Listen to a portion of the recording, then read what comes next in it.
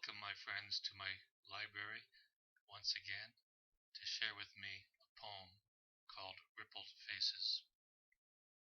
Rippled faces, of so many, sad and happy, confused and mean faces, clown faces, disturbed, haunting faces, many that chase me in my dreams and nightmares. Faces cracked, old, and weathered, tired, homeless faces, not finding peace or happiness in our mad world of disturbia faces. So what can we do to change our faces? Do we put on happier makeup?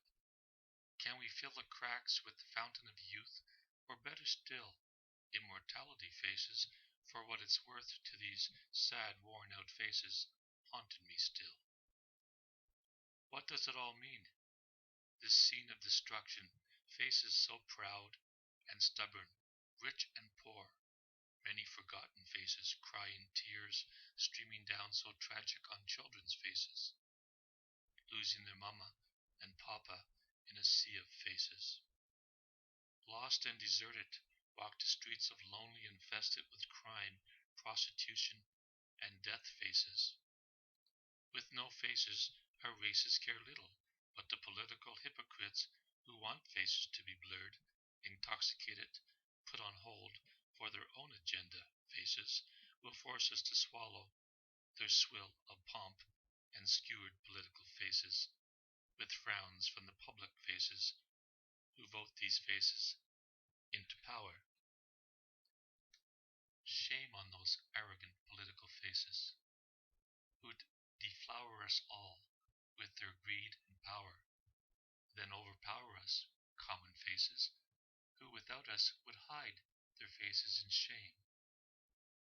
Those silly faces we cast a vote and brighten their faces once more as they rub their hands, knowing we the taxpayers pay their wages to commit fraud in the name of power to serve and protect themselves with their dirty faces. They won't hide their faces unless our faces uncover them for who they are, political trash and powerful power to make our faces cringe with shame for placing them in the power game as we cry freedom to all the faces who are dying in their beds at night from lack of food, medicine, homes, and jobs. So sad, these faces.